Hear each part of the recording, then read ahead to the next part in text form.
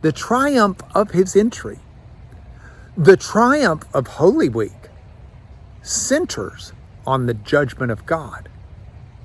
But the judgment of God is not pronounced upon those of us who rightly deserve it.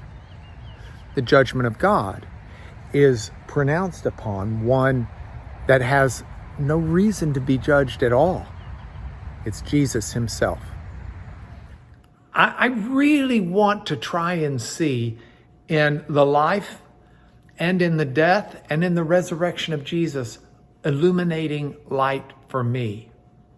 I want to take that psalm that says, "Thy word is a lamp unto my feet and a light unto my path," and I want to apply it to Jesus as the Word of God. And Jesus says to them, he says, I want you to contrast some things. You are calling what this woman did a waste. You're saying that this was, apoleia is the Greek word, just ruined, destroyed, that she just threw away this perfume that could have been used for the poor. Now, you're always going to have the poor, Jesus says, but something monumental is about to happen to me. I'm about to go through something absolutely horrendous. And what this woman has done out of her kindness and her love and her devotion and her caring, that which you call waste, I see as beautiful. Jesus morally cleanses us and washes us, and if he doesn't wash us, we don't have any share with him. Impure, dirty Mark Lanier doesn't walk with holy God unless Mark has been washed. He didn't just die. First, he said two things. He said, I thirst.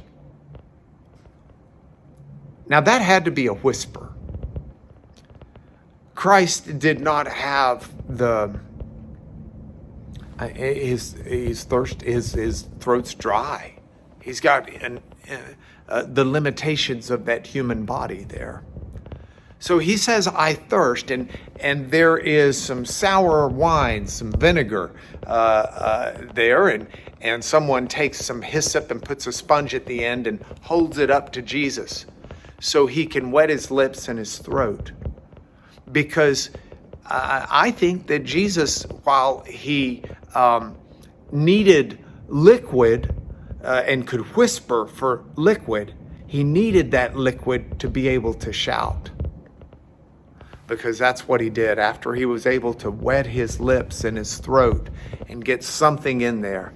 Then he declared, then he shouted, Tetelestai, it is finished. And he gave up his spirit and he died. That's the hub of history.